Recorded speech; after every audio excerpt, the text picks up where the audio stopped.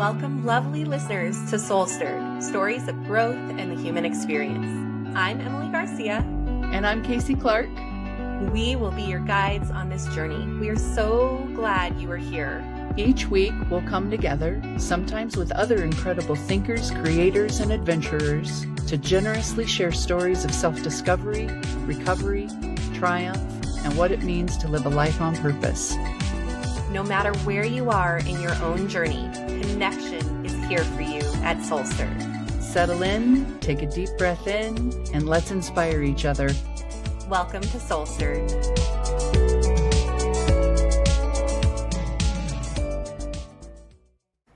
Welcome back, SoulStirred listeners. Today we are here with Laura Cordes. She is the Chief Executive Officer of Ronald McDonald House Charities of Denver. She's served in this role for the past 6.5 years, supporting the families of sick children who need to travel to Denver for medical treatment. The Ronald McDonald House provides free housing for these families for as long as it takes. They also wrap around families with hot meals, activities for family members, and most importantly, community. Laura has spent her career working for nonprofits, from a nonprofit preschool to a mental health advocacy organization. She's passionate about the intersection of healthcare, children, and creating a world where families have choices about their futures. She has lived in Denver for the past 12 years with her husband and 2 dogs. Welcome, Laura.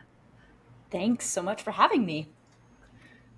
Hi, Laura. We're so glad to have you on SoulStirred today. Emily and I first met Laura. It was probably a couple of months ago when you invited us down to the Ronald McDonald House. And we were actually just so inspired by the important work that you are doing there. And the day that you showed us around and told us about your service, that we invited you to be on the show because we thought that our listening audience could really both benefit from knowing about what's going on at the Ronald McDonald House, as well as maybe be of mutual service back to the Ronald McDonald House and some of the needs of the families you have staying there. So we're certainly glad to have you here and to highlight the important work that you're doing there today on the show. Tell us a little bit about yourself and the Ronald McDonald House and how you came to be there and what you're up to there. Yeah, of course. Well, thanks. And thanks for this opportunity. I really look forward to sharing more with your audience. They seem like amazing people, so happy to have this chance. So the Ronald McDonald House is celebrating its 50th anniversary this year, which is truly amazing, serving millions of kids around the world. And our chapter here in Denver is celebrating our 45th anniversary. Wow. So it's a pivotal time for us to think about what's next for the next 45 years, the next 50 years. How do we serve families to the best of our abilities? And I get the privilege of leading that team and working alongside our board to help figure out what that is. How do we ensure that families have potentially more than a comfortable bed and a hot shower and a nice meal, but things that really do help them live better, more fulfilling lives as they work towards ensuring that their families are healthy and that their kids can grow strong and thrive, not just survive. Nice. And let's just give a little background and context. What is the Ronald McDonald House? Who does it serve? Yeah. So our Ronald McDonald House, we have 2 here in the Denver metro area, one in downtown and one in Aurora. And each night, 118 families can spend the night with us when they come into town for medical services at any one of the myriad of hospitals that serve kiddos here in the area. And so we don't care how much a family makes. We don't care what that diagnosis is. We just want to be a safe haven for families when their lives are turned upside down by a medical diagnosis or by a premature baby or by, anything that is really unpredictable but needs care here. And they have to travel from 50 or 60 miles to get that care because it isn't available in their home community. Mm-hmm. Yeah, it's one of the things I was really touched by when we toured your facility. It's really kind of a niche, right, of service area. So for people whose children are being cared for by some illness or crisis in a local medical facility, and coming often right from those communities that are more rural or who have less access to those kind of resources available to them. And so people are needing to leave their homes, their lives, their jobs, the community resources and support systems that help them when they're at home to come to what to them is a remote area. And from there, I'm sure we can all think about all of the things that we would need and not have resources to account for in a situation where now we're traveling and our total focus is pointed at getting our sick person well. Can you talk a little bit about what some of the needs are of the people who Yeah. come and stay at the house? That's a really good summation, Kasey. That's exactly right. So families may come for us for one day because they have an appointment. And really, a hotel in Denver might cost more than $200 a night. And so to not have to worry about where you're going to sleep or what you might have for dinner that day so that you can be there to be all present in your doctor's appointment is really critical. Or you could be with us for a year. You could be dealing with a child who's in need of a transplant or really, really sick and tiny premature baby who's just trying to grow and get stronger and be able to graduate from the NICU and go home and live a healthy life. But those families then, you're exactly right. They come to us from rural places where they don't have high quality medical care. They might have to take a leave of absence from their work or not get paid while they're here. They have to There's already gas, right? The cost of gas, inflation means that the price of everything from groceries to services have gone up. And so they're dealing with that, let alone medical bills or other things that they have to worry about. And so our goal truly is if we can release just a little bit of that tension and that stress and anxiety that they're feeling by all those other pinches and not have to make another decision in their day, that's what gives me joy. I mean, truly, to go back and answer your earlier question, that's really what brings me to this work, is that if we can free them up, they then have more capacity to think about what's next for them, their family, and how to readjust their world to whatever it is that they're going to face next. Mm-hmm. Mm-hmm. When we toured your facility, one of the things that I really enjoyed is that you pointed out that even though it's, all the things are taken care of, you didn't want it to feel like a hotel. You didn't want the families to show up there and feel like, oh, this is just business, but that they really had a sense of community and that they were being cared for and loved while they were there. So they're the children's areas and that there's the food provided, and families can bring their own food if they prefer, or they can have a hot meal made for them, and that volunteers come and make food. Tell us about the volunteer program.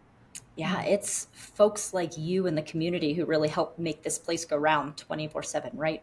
We don't close. We are open all day, all year long. And there's families under our roof during that time, right? And so I have an amazing staff of 35, 36 people, and yet that's not enough, right? We rely on the community who wants to come in and sit at the front desk and make it feel welcoming. They can be that concierge like a hotel, right? They can give you directions and tell you where to go to the grocery store or what to do in your free time. But it's more than that, really, right? The folks that come and do projects for us. We have folks who help landscape, just keep it pretty. We think families deserve a nice, welcoming, landscaped place. Or you're coming and you're cooking meals. And so there's two ways to do that. Whether you come and bring a group, it can be your book club, your company, your neighbors, your family. Any iteration of that works. Bring about 8 or 10 people. Think about what you might want to serve families. Go out and procure those items. Work with our culinary manager to come up with exactly what kind of quantity that means to serve dinner. But our goal really is 7 nights a week that we are able to provide dinner in both of our houses. And so it takes groups every single night coming alongside us and doing that together, and then serving the 50 or 60 people with a wonderful home-cooked meal, hearing their stories, sitting down and talking with them, or just a smile. Sometimes that's all that matters. The families don't have the capacity maybe because they've had a really hard day, but they just appreciate a smile and that food on their plate. And then they're able to go back and think about what's next. Yeah.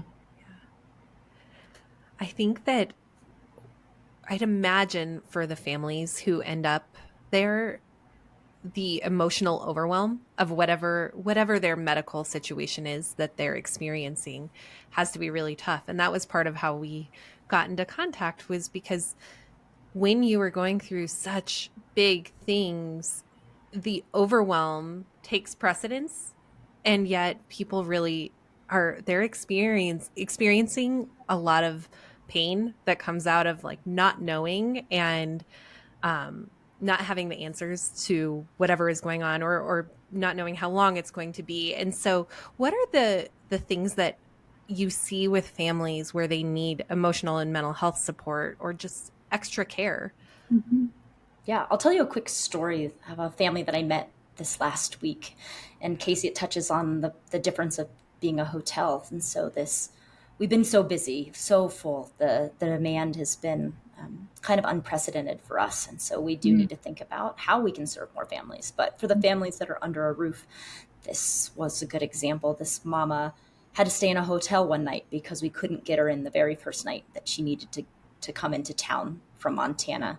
Her 12-year-old daughter has had a relapse of thyroid cancer, and so she's going to need surgery pretty quickly.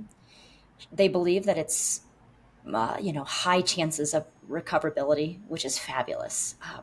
But she stayed in this hotel, and the daughter is so weak that right now she's in a wheelchair. And a gentleman, probably well-meaning, I know you always talk about on this podcast about not really knowing where people are at, but giving them the benefit and some grace for it. But he went out of his way to ask her, well, why is your daughter in the wheelchair? Sort of accusatory.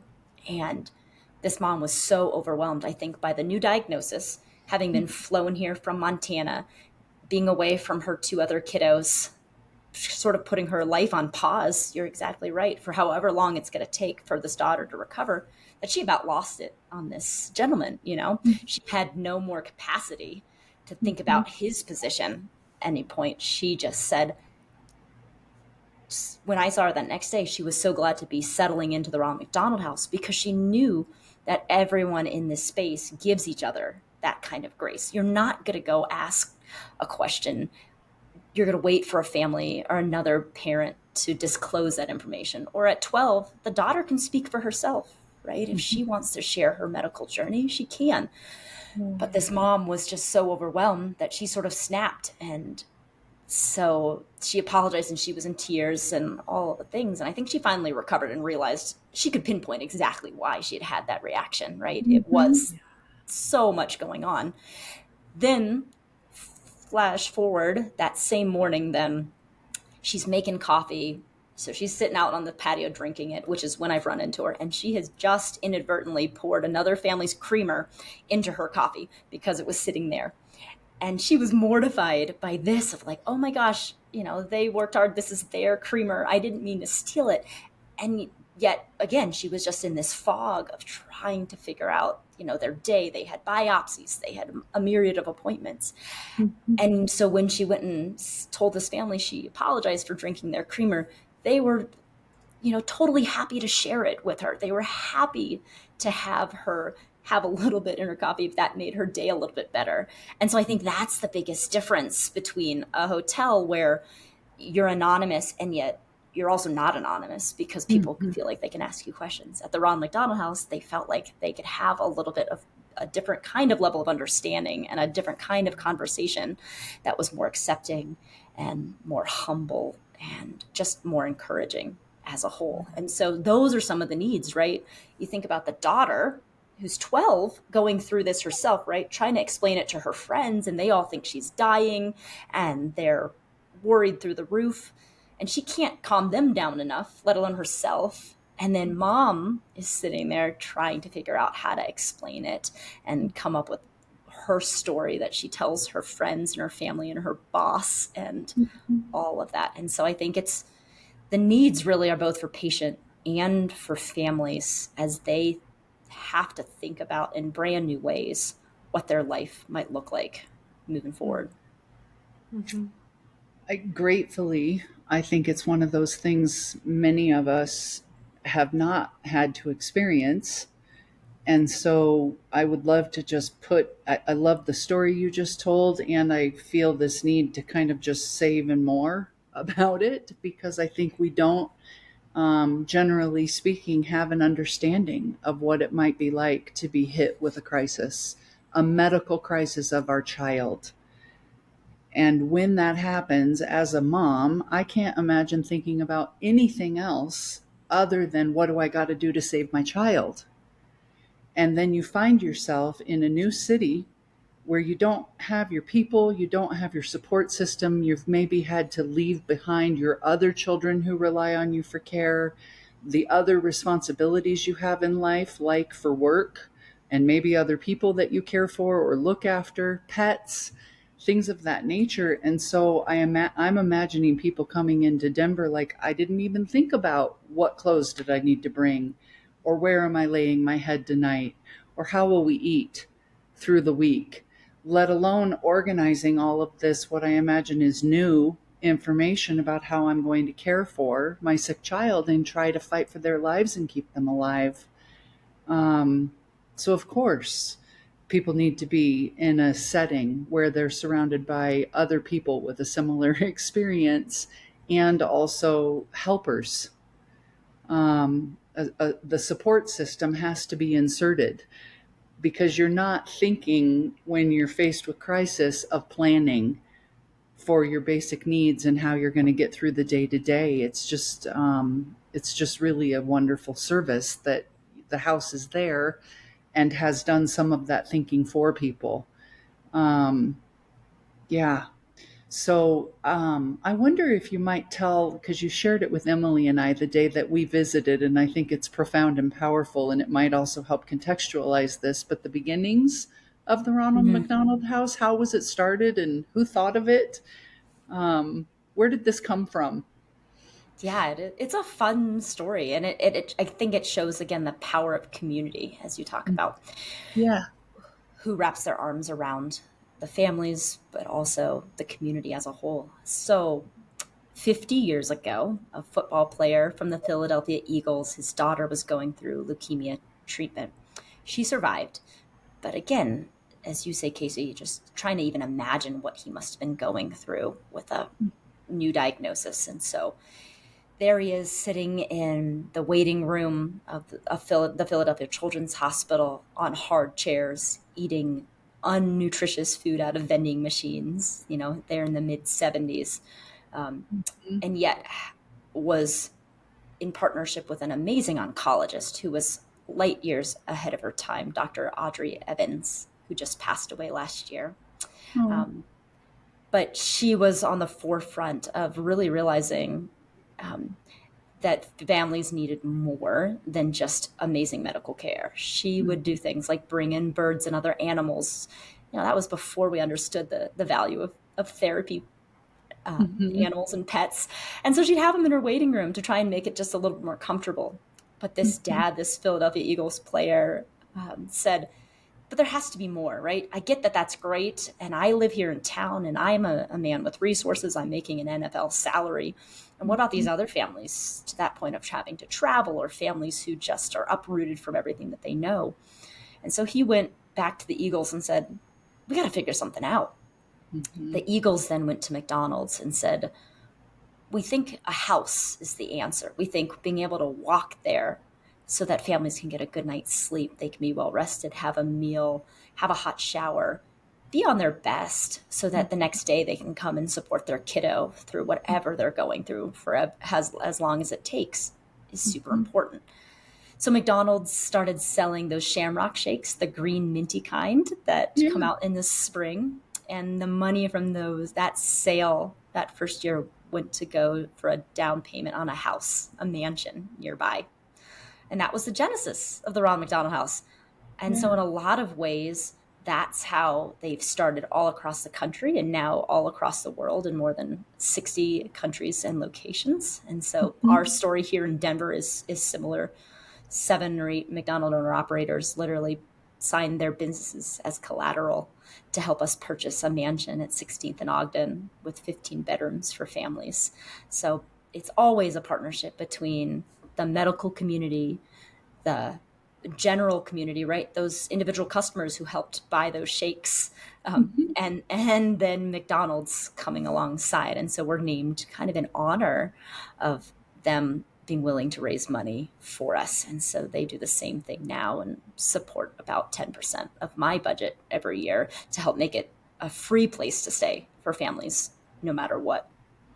Nice. You know what's really cool about that is it's the little tiny things that each person can do. You can go just buy a shake and you are helping, because I think as humans, we tend to get discouraged and go, oh, I can't do that much. I don't have that much time, or I don't have that much money. What exactly can I do? But when there are the little things, everyone can do something little, and every little thing creates a compound effect to make something big. Yes.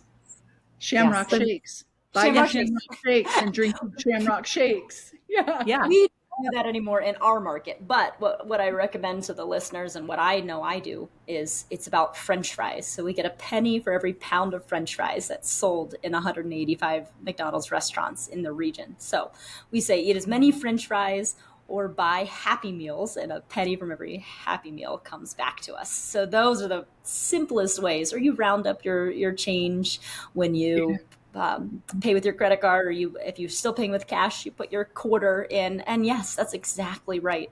All of that adds up. Each person can do something as small as that, which help put yourself in those shoes of another family who might be going through a medical crisis. Love that. Well, that's an easy sale. It's not hard to get people to eat more McDonald's French fries.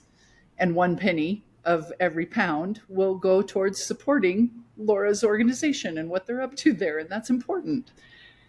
That's right. I love that. So now bring us to date. You are seeking, at least the conversation you had with Emily and I was about how Tribe Mind Body Wellness might be of service to the Ronald McDonald House. Tell us, what has you knowing that mental health services are what's needed now for the community staying in your home? Yeah. I think we've always conceptualized what we do as being the roof over someone's head, right? And all the things that go into a house, the things you might need to run your own household, or what we've prioritized. It's laundry. It's a stocked pantry. It's a really soft Tempur-Pedic bed. It's a hot shower. It's the ability to take a bubble bath if you want it. It's, play a game of pool, and it's sit outside in the sun, and it's the homemade meal, all those kinds of things. But what we are realizing too is that we know there's a mental health crisis for kids in our state, in our country, let alone, 1 in 4 people in Colorado will experience a mental health crisis in their lifetime. And so we know the families have to be impacted just as much, whether they say it or not. I think in a lot of ways, it's an unspoken need that we're identifying. But in the evenings when families come back, a lot of times they just want to talk. They want to debrief about their day. They want to complain, or they want to share the good news. And what we realize is that our staff, who are incredibly well-meaning people who are here for the mission, they want to serve these families with their whole heart, aren't trained professionals like Emily and Kasey and Tribe Mind Body. They're just folks who can help navigate resources, right? They can help Google all day long. They can point you to the Colorado Crisis Line. They can do things like, bring in some pro bono therapists that we've had over time. But how do we more holistically think about meeting families' needs when they're already overwhelmed? So making another appointment seems like a stressful thing to do.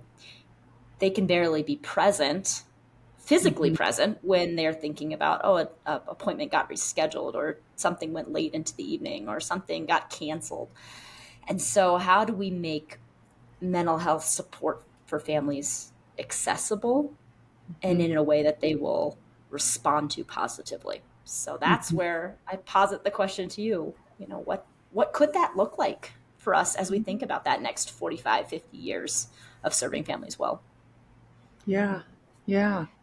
And one of the things that I remember we talked about together was if there were a way to create sort of therapeutic micro moments where there would be trained professionals like Emily and I there at the Ronald McDonald House, at least during the most populated times, like in the evenings when they're coming home from the hospital, who could be there for a more organic type of, this isn't necessarily you signing up for and enrolling into a therapeutic process that's going to take you through years of your life, but there is a therapist in the space who sees that you have something that you need to process and is willing to come and be next to you and listen to what needs to be processed and maybe offer something that feels a little bit like help, or something that could bring something that resembles a little bit of relief in the midst of what we've said before is a really terrifying and challenging chapter in their lives, because their kids' lives and medical health and well-being are at risk. And we know the medical system is a hard thing to navigate, and being in that crisis is a hard thing to navigate. And who doesn't need some additional love and support when everything like that is happening all around them? So in this moment, we want to sort of activate a call for action to the SoulStirred audience to say, here's a community that are doing really, really important and necessary work in the world, who are in need of a service.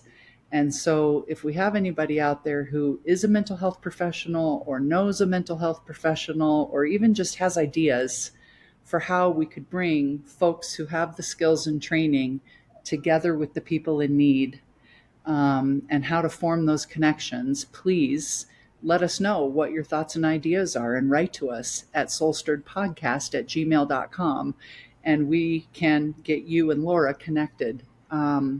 I truly believe that this is a relationship that is trying to happen and that wants to happen, and by the three of us making it public, will help move it forward in some way. I know that I personally felt inspired and pulled to be of service to the Ronald McDonald House, just to having visited it and meeting with Laura. I think this is an important opportunity, and I hope that SoulStirred can help the connections happen that want to happen to get those people what they need. Question, Laura. And thank you for kind of wrapping that around, Kasey, because that's kind of goes with what I was saying before, that it's not one person or one organization that is like, okay, how do we do it all? But if many people or multiple people come together and do one little thing, it can turn into something big. So it's an opportunity for us and our listeners and the community at large to do something that could be really great. And my question back to that is, I know that you have a background in working in mental health advocacy, and I wonder how that has influenced the way that you have shown up at Ronald McDonald House, and how it's allowed you to see the needs at a deeper level. What are your thoughts on that? Yeah, so prior to this, I worked for Mental Health Colorado, an advocacy organization that does statewide outreach here, based in Denver. Having come from the East Coast, where mental health resources are more readily available, right? There's just more practitioners per population, really realizing that this whole pick yourselves up from the bootstraps mentality of the West, of we can just do it if we will it, truly isn't the case. That's why there's a crisis. And so we were doing systemic work at the state capitol, helping create the crisis line, walk-in centers for folks to be able to have better access to mental health care. You talk about the professionals that exist in your sphere, and yet I know there's not enough of them, and you are all stretched thin. There's more need than we have professionals to meet that demand. And so while I appreciate the call to action, Kasey and Emily, I know that people are kind of strained beyond their limits. And so what I'm asking really is about, even can you go beyond that, to a point of donating time or contracting with me beyond your normal caseload to think about meeting those needs. And so one of the first things I did when I came to Ronald McDonald House was bring on a pro bono therapist through Spark the Change Colorado, which again, they have a cadre of volunteers who are trained, licensed professionals to provide counseling to families. And so right now we just have there's one woman who donates her time to be available via Zoom or to come into the house and have sessions with families. And we don't call it therapy. We just say, let's talk it out. Let's have a conversation. Let's sit down and just, talk about life and figure out if there's ways to support them in their journey or whatever it needs that come up. Then we can refer out to resources and other higher levels of care if that need be. But I know that's not enough, right? One person a couple of times a week doesn't meet the needs of 118 possible opportunities with families. And so I think it's about expanding capacity. And we're willing to put dollars and time behind it, but our staff doesn't have that capacity or the training. And so is it about the community and how we can collectively help address this problem?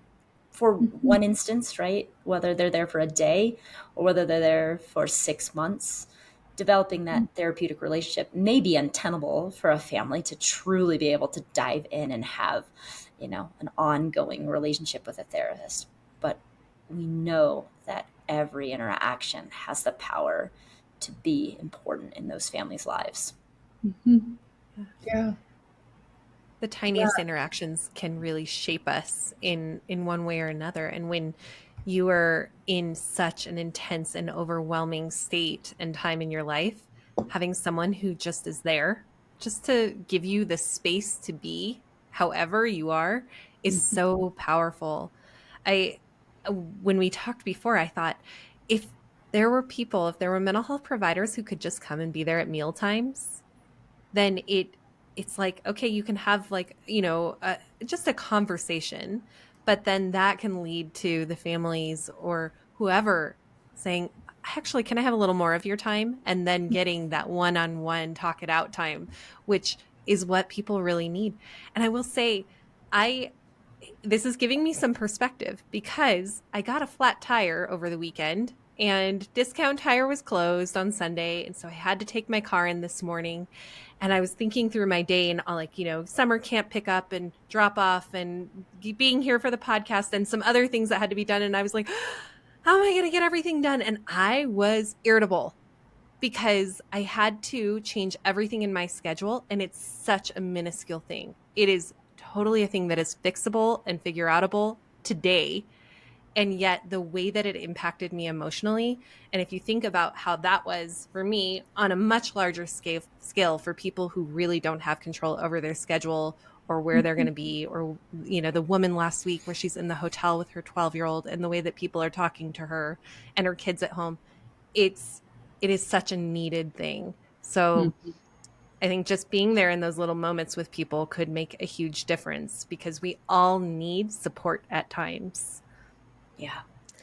We're trying to do more with our staff around, mental health first aid and trauma-informed care so that they can have some of those micro interactions, the smile, the asking someone the right kind of question so that they feel like they're safe and can share if they need, or the encouragement that doesn't put it on, I personally am going to help solve this for you, but we collectively are here for you. And so I think you're right. It's about those little tiny moments that happen every day. Yeah. One of my favorite stories is it's a Peruvian tribe, and the story is about a little tiny hummingbird that there's a forest fire and all of the animals are on the outside of the forest and they're watching the fire and they're all saying, I don't know what to do here. I'm helpless. I can't do anything. And this little tiny hummingbird, they all of a sudden realize up above, it's flying back and forth and back and forth. And they are like, what are you doing, little hummingbird? And the hummingbird is picking up one tiny drop of water from a stream nearby and bringing it back and dumping it on the fire. And if each animal does that, it can help to put out the fire. And so that really is what we're doing, is that if everyone does one little thing, it is, if all of your staff have that one thing they can say like, oh, okay, I know how to respond, or I know where to point you, or I know what to say in just this moment, or let you be. And then there are other people who come in, it puts out the fire. Yeah. Yeah. Or keeps it from spreading. Maybe that's, to keep it from intensifying. Yeah. We're seeking hummingbirds with drops full of water. Yeah. So where are our hummingbirds? Where are the hummingbirds? Yeah. And again, I know if time and capacity are stretched thin, there's other ways to help too, right? From coming and cooking a meal. So that's that one interaction. You're sitting there serving somebody, a sandwich, and you're just saying, hey, I see you, I want to hear your story if you're willing to share it, but I'm not going to push you. And so, right, that could be a 3-hour interaction one time, totally fine. It's also the people who donate things that keep us going, right? So it's the wish list things, like just being able to not have to think about toilet paper or paper towels, right?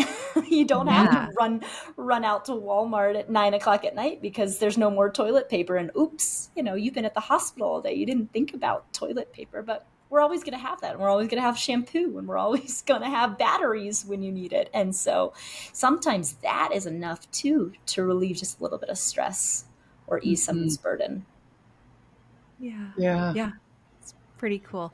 Are people able to contact Ronald McDonald directly to make donations or to sign up to volunteer?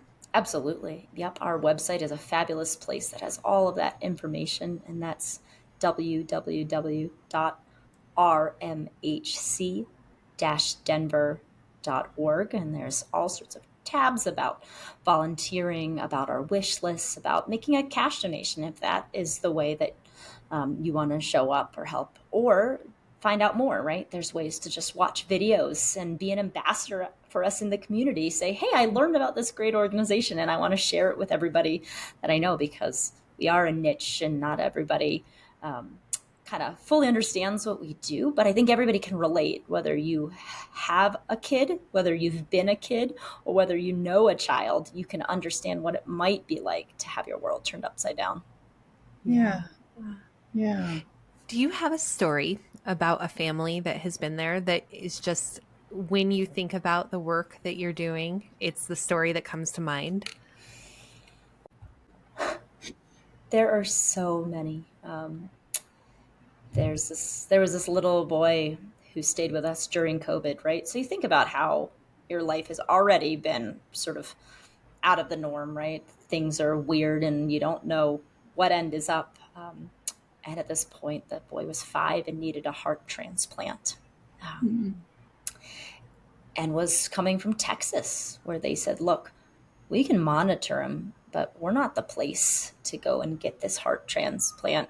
We're not the place that's going to be able to do this surgery effectively. And we just don't have the population to pull from to even get you to the place where we can get you that heart.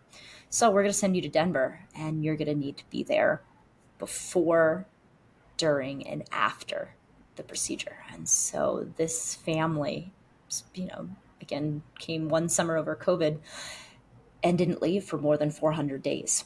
So Wow. We're there waiting to be close. So luckily, Dad was able to transfer his job and was able to work from Denver. But Mom quit her job to be able to be there with the 5-year-old, just waiting, right? Being monitored, hoping that his name would move up on that transplant list. And it finally did. And so over that course of the 400 days, they came, they stayed, they got the transplant. They have a little bit of setbacks. He's back in the hospital, but then he's strong. Then he's, so strong that he's riding around on a hoverboard in our parking lot. And finally got the all clear after about 416 days and got to go back to Texas. And sure, maybe he'll have to come back up for some checkups. But as a whole, he's going to live an amazingly full life now. And we were able to be there for that family during not only a weird time in the world, but a terrible time in their life.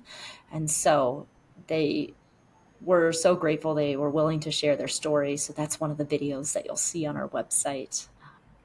But really, it became their true home away from home, right? The dad started saying, well, can I help fix things around the house? And Mom wanted to, help cook meals for families and things like that. And so they really adopted it as their own, and then were able to pass that on to the next families that came and stayed, built community, taught them the ropes, and encouraged them, even though, from one moment to the next, they really weren't sure what was going to happen with their little kiddo. Hmm. Wow. Wow. And I can It's only imagine powerful. how things would have been different for them if there hadn't been a Ronald McDonald House. Yeah, What would they you have think done about for right, 416 days? right. You You can't know? just rent another apartment. Right. Who can pay two rents? Who Who can? can afford to have two lives, one in Denver and one in Texas? And then what does that mean for you? And wow.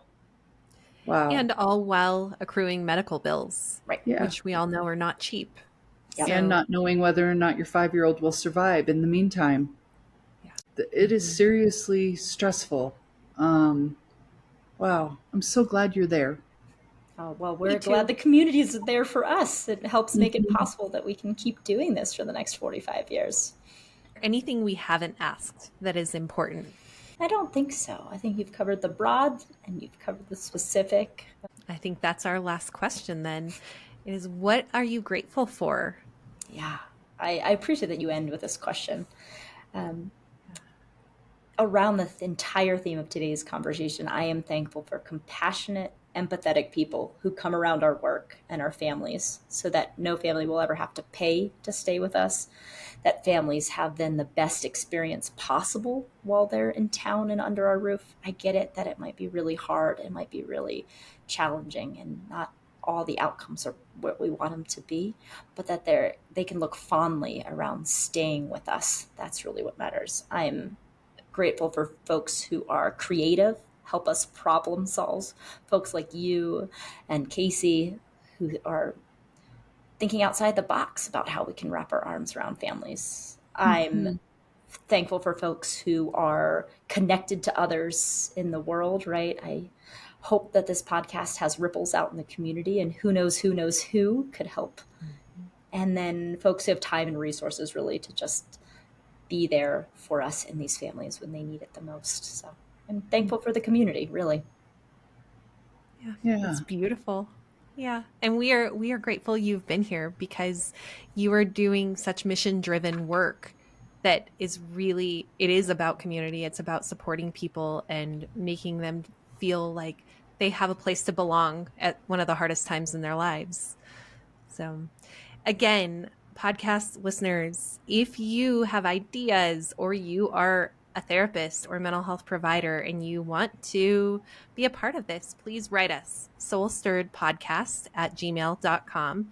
And we will include all of Laura's contact information in the show notes. So if you missed the link or anything like that, check the notes and you will find it there. Laura, thank you so much for joining us today. Thanks, folks. You're amazing humans. I appreciate you. And so are you, and so do we. Yeah. All right, everyone, take care of yourselves, and we will see you later. Bye bye.